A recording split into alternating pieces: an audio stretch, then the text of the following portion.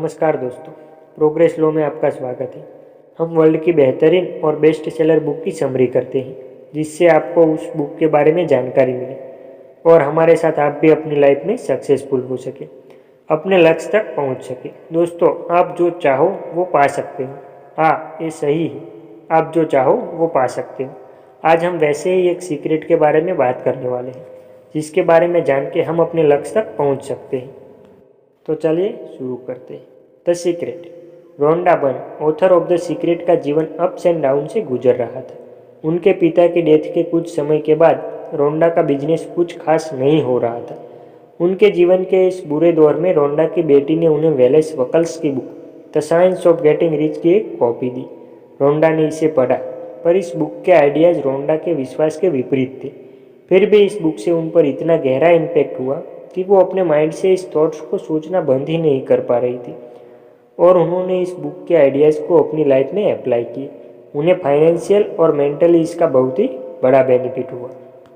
रोंडा को लगा कि उन्होंने एक बहुत ही बड़े नए सीक्रेट की खोज की, जिसके बारे में सबको जानना चाहिए, और उन्होंने एक फिल्म बनाने के बारे में सोचा, जिसके लिए रोंडा यूएस पहुंचे। और वो ऐसे कई राइटर, टीचर, एक्टर, स्पीकर और फिलोसोफर से मिलके उनका इंटरव्यू लिया, जो लॉ ऑफ अट्रैक्शन के बारे में कुछ जानते थे, और उन्होंने एक फिल्म बनाई। हालांकि इसे थिएटर में रिलीज होने के लायक नहीं समझा गया, पर इसे इंटरनेट पर इतने व्यूज मिले कि इसे थिएटर में देख के जितने लोगों तक पहुंचती, उससे ज़्यादा लोगों तक पहुंची, और इसकी डीवीडी की इतनी डिमांड हुई कि 2 लाख से ज़्यादा कॉपी तो सिर्फ यूएस में ही बिक गई।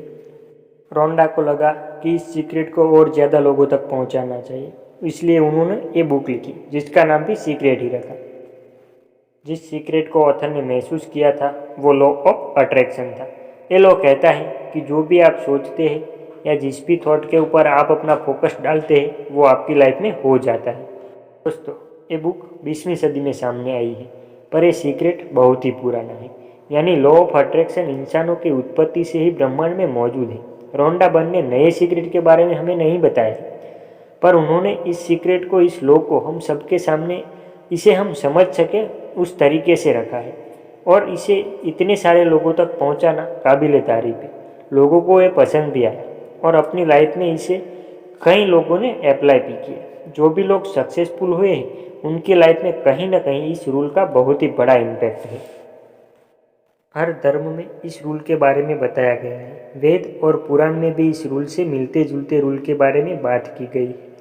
श्रीमद् भगवत गीता में श्री कृष्ण द्वारा दिया गया कर्म का सिद्धांत, लॉ ऑफ अट्रैक्शन, भी उसी की तरह है। पर इस बुक में रोंडा बर्न ने जितना महत्व लॉ ऑफ अट्रैक्शन को दिया है, उतना महत्व कहीं और नहीं दिया गया है। लॉ ऑफ अट्रैक्शन से आप जो चाहो वो पा सकते हो, आपको जो चाहिए वो मिलेगा।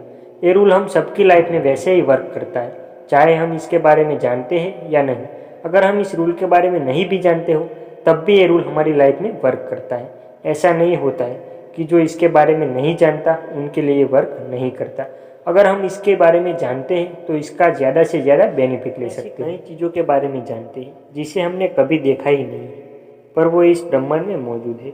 और हम ऐसी कई चीज़ों को नहीं जानते या फिर हमने कभी नहीं देखा, पर फिर भी वो इस यूनिवर्स में मौजूद है। हमने ग्रेविटी को कभी देखा नहीं है, पर वो इस यूनिवर्स में मौजूद है। और जो ग्रेविटी के बारे में नहीं जानते, उनके लिए भी ग्रेविटी वैसे ही वर्क करती है जैसे हम सब के लिए।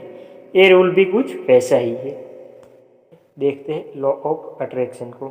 हम जैसा सोचते हैं वैसा ही हमें मिलता है। जो चीज़ आपको चाहिए उसी के बारे में सोचो, जो चीज़ आपको नहीं चाहिए उसके बारे में हमें सोचना ही नहीं है। हम जिस भी थॉट्स पर अपना फोकस करते हैं, यूनिवर्स ज़्यादा से ज़्यादा उस चीज़ों, लोगों और सिचुएशंस को हमारी तरफ अट्रैक्ट करता है जिनमें हमारे जैसी वाइब्रेशन होती है। लॉ ऑफ अट्रैक्शन की एक कहानी में हमें जिम कैरी के बारे में बताया है, जो एक एक्टर, राइटर, प्रोड्यूसर और आर्टिस्ट है। उन्होंने लॉ ऑफ अट्रैक्शन के इस्तेमाल से कैसे अपने लक्ष्य को हासिल किया, उसके बारे में बताया गया है। वो हर रोज़ अपने भविष्य के बारे में सोचते थे कि उन्हें क्या चाहिए। वो यही सोचते थे कि उन्हें जो चाहिए वो कैसा होगा। वो खुद से हर रोज़ ये कहते थे कि उन्हें जो चाहिए वो उनका ही है, बस उन्हें उस तक पहुँचना ही है। उन्होंने खुद के लिए एक दिन 10 मिलियंस का चेक लिखा, उस पर 5 साल बाद की तारीख लिखी। फिर वो इस पर ज़्यादा से ज़्यादा सोचते कि मैं अपने लक्ष्य को कैसे पूरा करूं। वो वैसे ही एक्शन लेते गए जो उन्हें अपने लक्ष्य तक पहुंचाए। उनकी लाइफ में वैसे संजोग भी घटते गए जो उन्हें अपने लक्ष्य तक पहुंचाए। मज़े की बात तो ये है दोस्तों कि जो उन्होंने चेक में डेट लिखी थी 5 साल पहले, उसी डेट के आसपास उन्हें $10 मिलियन प्राप्त कर लिए। जिम कैरी बताते हैं कि लॉ ऑफ अट्रैक्शन आप जो सोचते हो उस पर वर्क करता है। आपको जो चाहिए या फिर आपको क्या नहीं चाहिए उससे लॉ ऑफ अट्रैक्शन को कोई मतलब नहीं है। ये तो आप जैसा सोचते हो उसी पर ही रिएक्ट करता है। यूनिवर्स से आप जो मांगते हो वो वैसे ही संजोग आपको देता है और ये सिर्फ आपके थॉट्स पर निर्भर होता है।